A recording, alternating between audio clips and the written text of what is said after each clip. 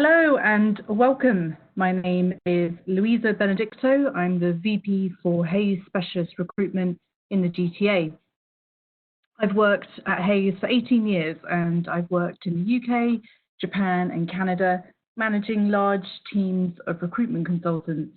I've first-hand experience of placing candidates at all levels, from junior to senior, and managing teams that cover multiple disciplines such as accounting and finance, HR, legal, manufacturing, and construction and property. We cover all industries in the Canadian market. So simply put, if I personally haven't helped someone like you find a job, then I probably have managed someone who has. So this webinar should be relevant to you all. Welcome to the third of a three-part webinar series designed to help you find a job. In parts 1 and 2, we covered how to prepare your resume and your LinkedIn profile and how to use online tools and a recruiter to apply for jobs. In this final part, I will take you through what to do when all of that starts to work and you land interviews. Specifically today, we're talking about how to best perform in a video interview. I've personally worked through 2 recessions, but never have I seen a socio-economic impact like we are seeing now with the coronavirus pandemic.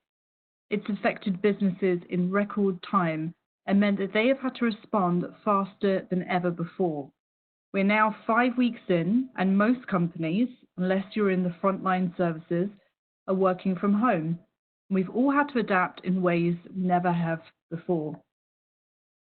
For yourself, you may be experiencing redundancy related to the coronavirus, or perhaps you were looking from before the pandemic. Either way, this webinar series is designed to help you with your job search. I want to take a moment to acknowledge how you may be feeling right now. If you've recently lost your job, whether it be to the coronavirus or any other reason, I understand how you're feeling. I've personally lost my own job in the past due to economic factors, actually right after September the 11th, when the airline that I worked for went bankrupt.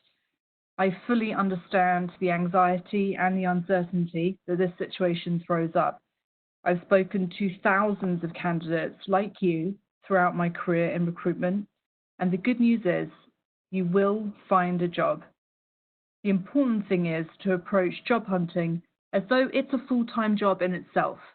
That means get up each day at the same time, get dressed for work, and sit at the computer for a couple of hours each morning following the tips and techniques I'm covering in these 3 webinars. So with that said, let's get started. As the world of work suddenly changed overnight, clients have switched to doing online interviews to comply with the social distancing regulations. You may have done interviews before and you therefore know how to prepare yourself, but few people have done them online unless applying for a job out of province or overseas. Video interviews require as much preparation as a face-to-face interview, if not more. Due to the added element of technology, the chance of something going wrong is increased, so it's important to do everything you can beforehand to ensure your interview goes without a glitch. I'm going to take you through how to prepare, what to do on the day of the interview, some common mistakes or pitfalls to avoid, and finally, how to make yourself stand out. The day before the interview, I'd suggest a full dry run. Here's how to best set yourself up for an interview from home. Find somewhere in your house that would be appropriate to do an interview. Think about keeping your background as clear as possible. Are there pictures on the wall, or are there objects that can risk distracting the interviewer whilst you're talking? Their attention needs to be firmly on you. Also, make sure your surroundings are tidy and that you have good lighting. I wear glasses, so I know if I sit in front of the window or with a lamp directly in front of me, the gleam on my glasses reflects, and it means that the other person can't see my eyes properly. And that might sound like a really small point, but all of these small things can add up to a good impression or less so. Once you've set up your interview room, make sure not to risk family or friends or even pets walking in when the interview is taking place. Let them know ahead of time that you have an interview, and then make sure the door is shut to keep noise out. You may even want to say that at the beginning of the meeting with the interviewer. I have 2 dogs at home, so you may hear them if someone comes to the front door. It's a good icebreaker. In fact, fair warning, I personally actually do have 2 dogs at home, and you may well hear them at some point. Prior to your interview, familiarize yourself with all the tools the video software has to offer. If you're doing a presentation, you may need to share your screen, so you should definitely include this in your test call before the interview. Maybe rope in a friend or a family member, or indeed, if you're working with a recruiter, you should definitely be doing this with them in advance. This will ensure that you feel confident using the technology and that the camera and the microphone both work well. I like to wear headphones when I'm doing a video conference, as this blocks out the background noise on my end, so I can fully concentrate on what the person on the other end of the line is saying.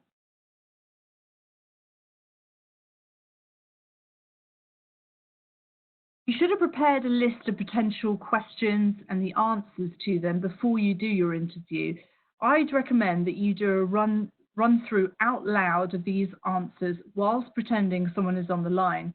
You could actually record this and then you can watch it back to look out for things that you want to improve or avoid in the real thing. For example, looking down too much or poor body language, speaking too quietly or speaking too quickly, which, by the way, is totally normal when you're nervous. It also gives you a final opportunity to test your video settings and the lighting in the room. You won't want to suddenly become aware of these issues during the interview itself, as it could put you off. Make sure that, like your email address, your online profile name is something professional. You could even create a username associated to your profession, for instance, John Smith Finance. Lastly, I'd suggest that you have your answers and your questions on post-it notes that you stick at the top of your screen near to the camera. That way, they're on the same eye level as the camera, and you could even have your resume printed off and prop it up against the laptop so you could refer to it throughout. If you have a wall behind the computer or laptop, you could stick it up there. Remember to try not to spend the whole interview watching yourself on the screen, as this will also make you look like you're looking down.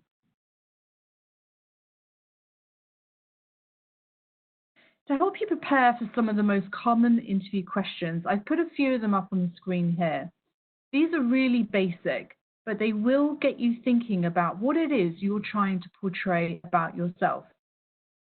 Let's talk through these in a little bit more detail now. So tell me about yourself. Of course, in this, include points that show suitability towards the role that you're applying for. So, for example, if it's a sales role, show your competitive nature. Perhaps you play sports. Choose maybe 3 words that you think describe yourself well in advance of the interview. If you get stuck, ask friends or family. If you're working with a recruiter, ask your recruiter.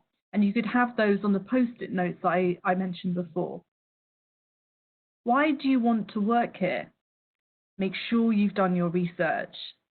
Go online and read news, their website, including their employer value proposition or their values, and really anything that you can find out about them from friends or family that have worked there. What attracted you to the role? Find a couple of things about this job that would go well with your career aspirations.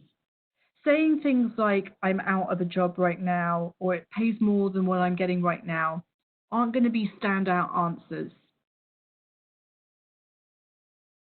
What are some of your weaknesses? I always like to coach people here that a good way of answering this is to say, my weaknesses are my strengths in the wrong environment. For example, I personally am very outgoing and I'm quite a direct person. If I was expected to work somewhere where I had to be very quiet and reserved, my outgoing nature would now become my weakness. Be careful not to fall into the trap of becoming self-deprecating at this point. Of course, in the current climate, that's easy to do. But just be cognizant of what they're trying to find out from this question. Can you tell me your salary expectations? Whatever you do, don't give a range. When you say to an interviewer, I'm looking for 50,000 to 55,000, you're hearing 55,000 and the interviewer is hearing 50,000. Giving a range never is going to work out well, so make sure that you give a number that you'd like to make whilst being realistic. You can check out hayes.ca and go to the Salary Centre to get the latest salary guide information if you're wanting to understand more what your target salary should be. Of course, if you're working for a recruiter, your recruiter will be dealing with this question on your behalf. For further questions and help preparing yourself with interview questions, go to hayes.ca. Click on the resources section and you're going to find some blog posts and articles on how to best prepare for interview questions, including how to answer competency-based interview questions. There'll be reference to all of this at the end of the webinar. So you've done your preparation and you've done a dry run through, including writing out some of the answers to the questions that we just discussed. Now the day of your interview has arrived. Let's talk through that. The first tip is to log in and set up ahead of time. Make sure you've started up the program and you have everything in place at least 10 minutes before the interview start time. You don't want to keep the interviewer waiting and risk being perceived as being unorganized or poor at managing your time. You wouldn't turn up to a face-to-face interview seconds beforehand. The same should be true for a video interview. I'd recommend keeping yourself on mute until you see the other person is there and it's the start time of the interview. When you use a video conference tool such as Skype for Business or Zoom, it has a status that you can edit. Manually set your status to Do Not Disturb or Away to ensure that the interview does not get interrupted by other calls. I'd also recommend that you close down any background browser tabs on your computer, such as LinkedIn or email, so you don't get those little notifications popping up during the interview. Finally, I recommend to be aware of a time lag between what you say and when the interviewer hears you. Make sure you're pausing long enough to hear the whole of the question to answer. To help avoid lagging, ensure you have the strongest signal you can by getting as close to your modem and closing down other applications, maybe making sure that if there are other people in the house, they're not streaming Netflix or what have you at the same time. And my final top tip, start your day off right in a relaxing way to ease your nerves. Consider maybe doing an activity such as working out or listening to your favorite music, maybe meditating. And right before the interview, I'd recommend some really deep belly breaths, walking gently around the room. It's also a really great way to burn nervous energy. If for some reason the video component of the interview doesn't work out and you have to switch to just audio, walking around while you talk isn't a bad idea. You burn a lot of nervous energy and you sound a lot clearer if you stand up and you extend your diaphragm. You can project your voice more.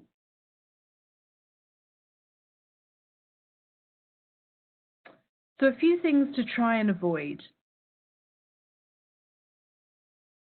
Moving around a lot during the interview can be really distracting and it can make you seem nervous or anxious, which I'm sure you will be at the start. But if you've prepared well for the interview, that's soon going to die down and the video interview will go really well. Try and avoid moving your feet around a lot. You could have a stress ball on your desk to squeeze to release some energy if you're really nervous. I also find that talking with my hands helps to release some more of that energy. Of course, make sure that the ringer on your phone is off, but I'd also say to take the vibrate off as well, or maybe put your phone in another room. Even if the interviewer can't hear it, We're so programmed to hear that vibrate that it's a big distraction. And I mentioned this earlier, but really try not to be reading off notes that are on the desk. Reading your notes can be really distracting during the conversation, and it will make you lose eye contact with the interviewer. Like I suggested earlier, try having small post-it notes with keywords that you want to mention stuck up near your camera to remind you, just in case you lose your way.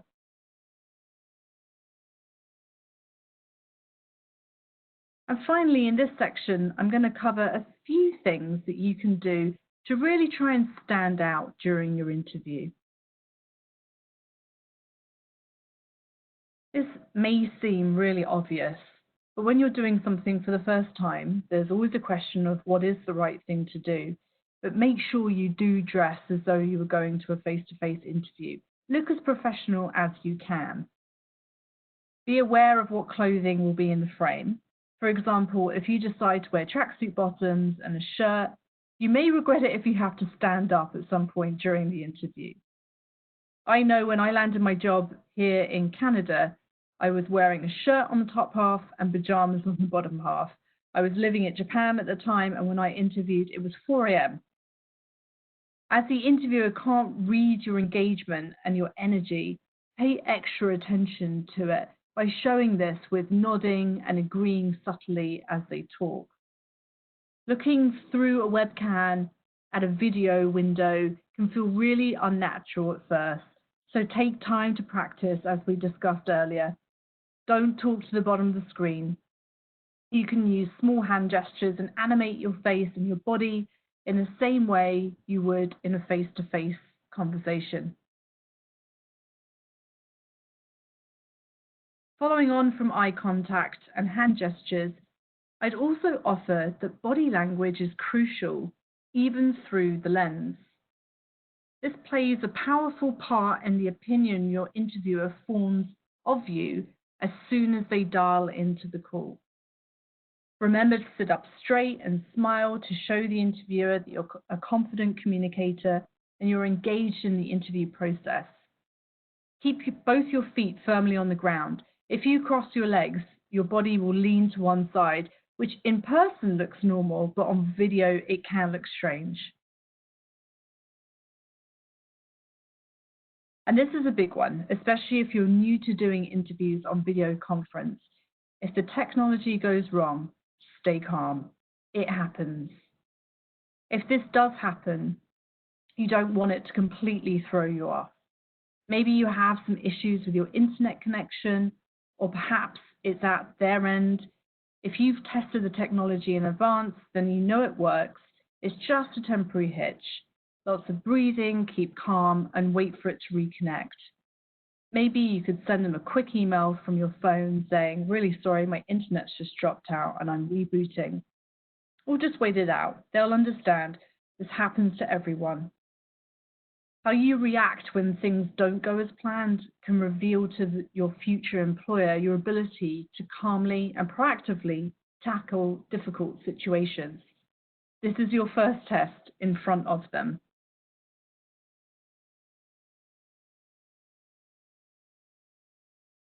And finally, and most importantly, there's a good saying that says, it's not what you say, it's how you say it.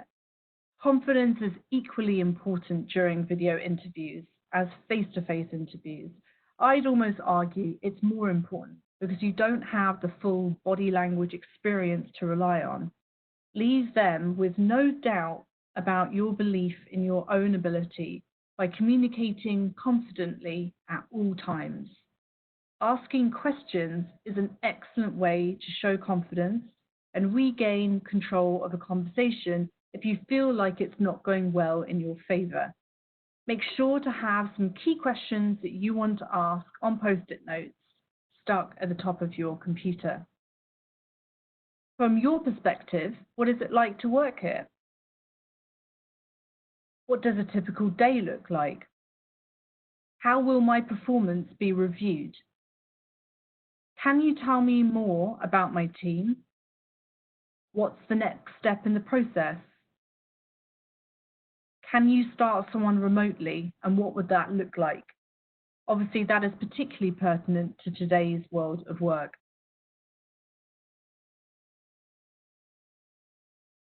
Remember that an interview is a two-way process. You are interviewing them as much as they are interviewing you. This is your chance to find out if this is somewhere that you want to work.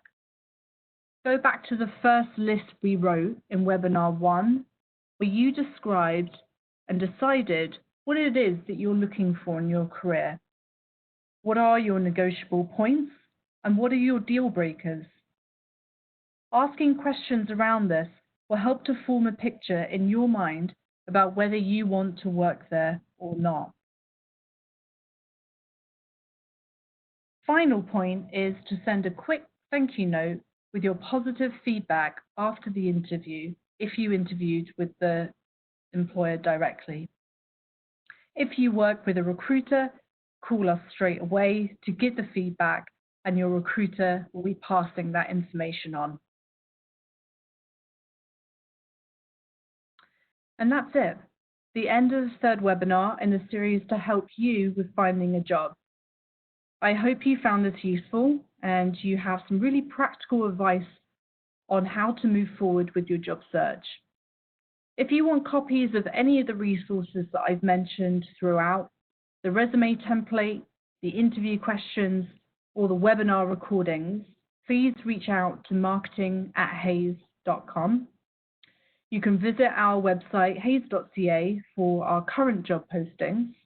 And feel free to add me on LinkedIn. I'm really happy to answer any questions there that you might have that you want to send me directly. I wish you all really good luck in your search, whether you're doing it for yourself or you're using Hays. And the final point is to remember, you will find a job. Now we have a little bit of time left here, and if you want to send in questions, please do. I've got a few here. Let me see if any of these are things that we can talk through. I have a couple of questions asking about if we have resources to hand out that will help you with scenarios and interview techniques. Yes, we do. They're on our website. I reference them there, but feel free to email me or the marketing email address, and we will happily send those over to you. There's some blog posts on our website and free resources to download, which will help you with structuring your answers to questions. Another one just about will we distribute the slides afterwards? And the answer to that is yes, we absolutely will. And another question here about are there many jobs out there right now? I referenced this in the webinar on Tuesday.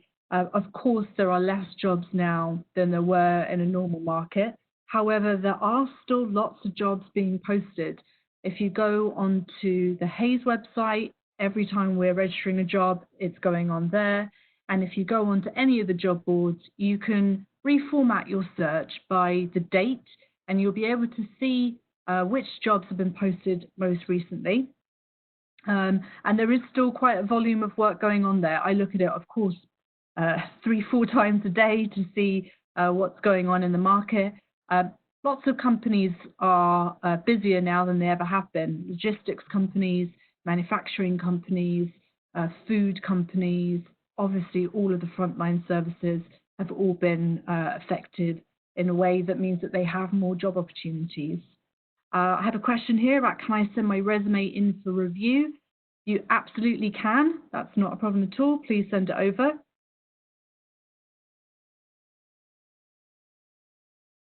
few more that are coming in here. How quickly can I find a job? Unfortunately, I can't answer that. I do get asked that often throughout my career. Normally, what I would tell you is, on average, it takes between 4 weeks and 6 months to find a job. That's a very, very wide window, I appreciate. Generally speaking, the more senior you are, the longer it takes to find a job. Right now, as I referenced earlier, there are jobs out in the market, but I couldn't tell you how quickly you would find one. The key question to be asking, though, when you're applying for a job is, can you start someone before the social distancing policies are removed. If they can't, then you can imagine in your mind that you're not going to be able to start that job until we're all allowed to start moving around again.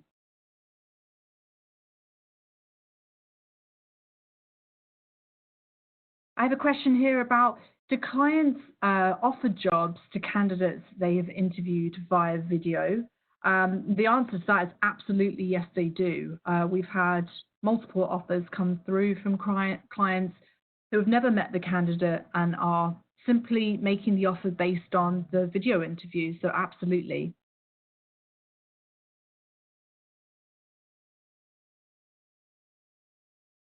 I have a question here from someone who's saying, I've had multiple interviews and they seem to go well, but I haven't yet landed that job. I'm not sure what I'm doing wrong. Is there anyone that could assist me? If you are working with a recruitment consultant, then absolutely they should be getting really direct feedback from the client to tell you exactly what it was that went wrong.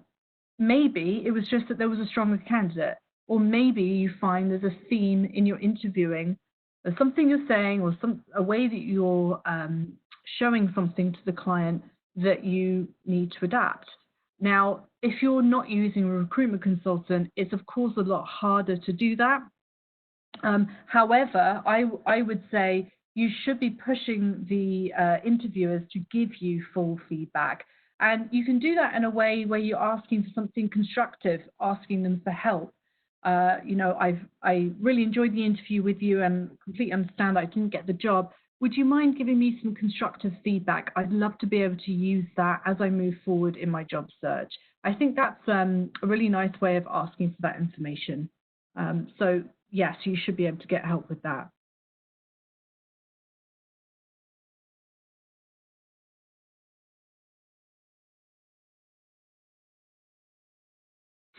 Question here about, is it easier to find a job through a recruiter versus directly to the company's website? I would say it really depends on what the client is able to handle. If a client is set up in a way where they have a very, very thorough, strong, big recruitment team, and they're able to manage multiple applications coming in and doing all of the screening and doing the interviews and getting the offer letter out, then they're fully able to deal with the process. Most companies are not set up like that. So if they've engaged a recruitment agency, it's because they need help with the entire process. So therefore, the recruitment agency is going to have a better chance of finding them the right candidate for the job.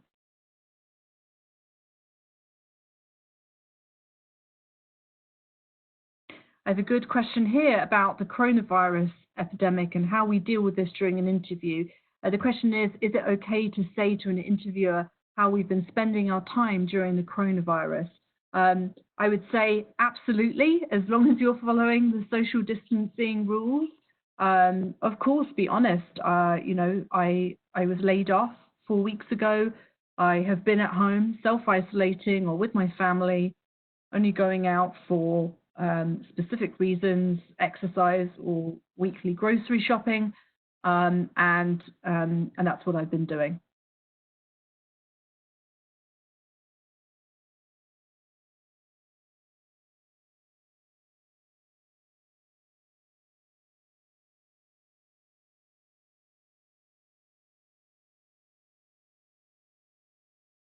Okay, there's still a few questions coming in here, and I realize that it's past 1:30, and many of you, I'm sure, will need to drop off.